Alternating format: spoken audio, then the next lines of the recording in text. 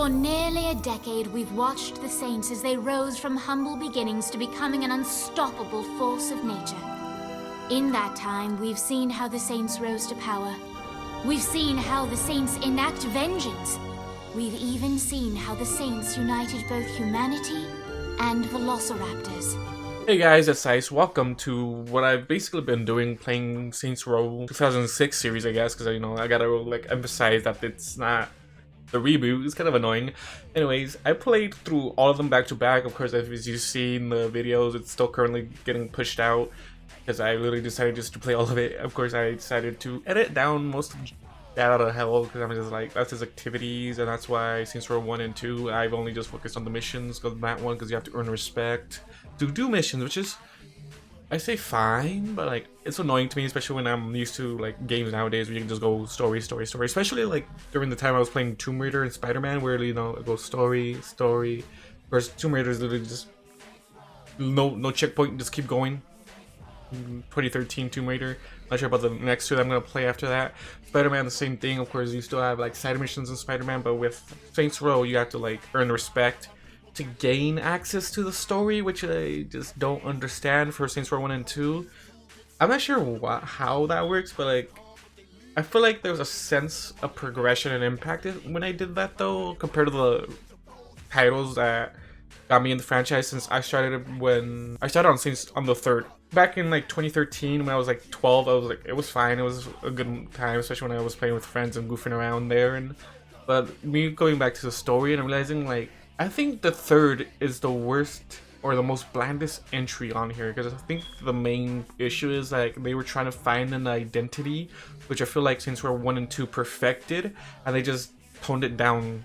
Like, I understand that they were media conglomerates with Autor at that point, but at the same time I feel like we should have had something better than the story we have now. Like, imagine we do the Morningstar bank heist, right? But instead of, we kill Philippe, and then we find out that the gang ring during that time is not just Philippe and Kilbane and Matt, but it's also supported by a big company started by Dex and Stillport. Like, that would have been a much more satisfying story. Also, I think the main plot or theme was that they were all just pussies and they needed to get back into the gang life, which I don't think the later entries even like, I don't even think it worked that way, sadly. Like, come on. Like, I feel like the third was the worst entry. Saints Row 4, I had fun with both from the first time I did it, and the second time I feel like I enjoyed it more the second time, since I realized a bunch of references now, especially since I played through Saints Row 1 and 2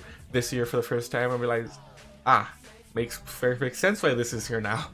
Like the church, I didn't realize that was Saints Row's original base. Of course, there is voice clips from both Get Out of Hell and Saints Row 4, which I didn't really focus on since I just want to finish the story for the Let's Plays on this channel, since I really just want to get that over with and deal with it. But oh my god, dude, it really annoys me that I realized like Saints Row 3 was the most pre-ordered or most bought, because I feel like there was a good track record there that they proved, but I feel like it was the most blandest title, just to be safe about it, especially when there was not really that much impact on it, sadly. Because I feel like Saints Row 1 and 2, like Saints Row 1 and 2 are literally rags to riches story, where you're in Saints Row 1, you're in a random predicament, the gang, and then you get advised to join the Saints because they were right next to you and they helped you out. And then after Saints Row 1, you wake up, realize the Saints don't do anything anymore, because originally you worked your ass off for the Saints. Then you get fucked over and I've been in a coma for 5 years, and you got to start from anew, and you just take over the whole fucking Stillwater. The Autor controls. Actually, I say that. I think most of it was the three gangs, kind of like that. The three gangs is fine, but Saints Row 2 was perfected bunch. But like, I feel like when we hit the third, I feel like there should have been some progression happening, especially when Shaundi turning into the bitch that she was in that game.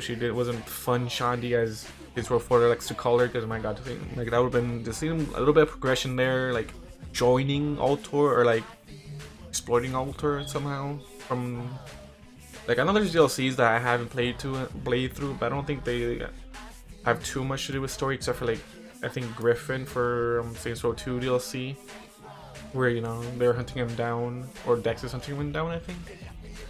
and Dex runs away. I feel like there was a loose end here that we could have had an amazing story with. I feel like that we could have an amazing story with Dex in Saints Row the Third, but we didn't. Now, Saints Row 4. Like I said, I think I enjoyed it more after I played the first 2 games, since there was more references that I understood, especially like also thinking back on this, when I was thinking about the series and seeing them and looking back on the moments I actually enjoyed, I realized most of them were from Saints Row 4 because they were the stupidest, most dumbest things you can do in that game.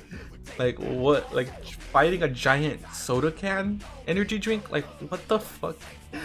But then I realized that, oh my god, Saints Row 3 is the most boring shit ever, dude. Like, I won't say that because everyone has different opinions. I feel like 1 and 2 were the most impactful games. 3 was just bland and just not really impactful as it should have been in my opinion. Then there's 4, which was just a bunch of references, and that's why I liked it. Of course, the alien thing where the president. I don't know how to feel about that. And it was just a goofy title. Then Get Out of Hell was just Get Out of Hell. I don't know what the fuck they were trying to do there. Other than like, yeah, the president might have gotten married to the devil's daughter, which I'm not sure if he would have stayed in Hill if that was the case, especially if if let's say the Satan fucking let him out, like it was the boss, and Johnny would have just fucking went ham on the wedding and not really given a fuck at the end of the day. And I feel like Jessica would have been fine if she got married or not. I feel like that's the thing. I feel like Jessica would have been fine if she got married or not to anybody in the Saints, because I feel like they don't care about hell and they would just return back to the human world / real world that doesn't exist. Also, apparently the fucking Into the Dominatrix fucking thing is actual lore. I'm so confused because like in Saints Row 4, they decided to went all meta with this, like, oh, Donnie's back, and I'm just like, why is this meta? Why is this meta? Like, I understand in Saints Row the Third, there's an established company that they're like, pop stars or like stars in some way or form, but like, what the fuck? Like, don't go actual meta on the game, because then I don't know what's lore or not. Like, Shani getting married to a Velociraptor King, I don't even know if that's fucking lore. Of course, if you've seen the beginning of this video, I took that from the DLC of Saints Row 4, How to Save Christmas. I mean, the Saints Saved Christmas. I don't know why I said how, but that was just like, all this is actual things that happen. Like, and Santa's real in this world also. Like, I say that when aliens are a thing too. Velociraptors, Velociraptor talking aliens are real. Shadi getting married to the king is real. Santa is real. And then the end of that DLC, Santa's just out on the Zinniac ship, which I think the Saints control, but I'm not sure. See, like, this is all like retcon now since we're starting anew, but I feel like nothing's gonna match up to the number 1 and 2 in my opinion now that I played through these games. I feel like nothing's matching up now. I'm not sure if this was a review. I was gonna do a video essay on this, but I'm a terrible person at that. I am the most laziest YouTuber out there, so doing this the easy way, just like a little bit of rant. This is my thoughts. Like, Saints Row 1 and 2 masterpieces. The third bland, because I think they were trying to find an identity even though everybody had one, but they fucked it up. There wasn't. I feel like there should have been more impact in my opinion in Saints Row 3. Then there's 4, which was just fun to play through because of superpowers and all that. That was just fun. Get Out of Hell, I felt like it was just dragging out the series, which I think it did.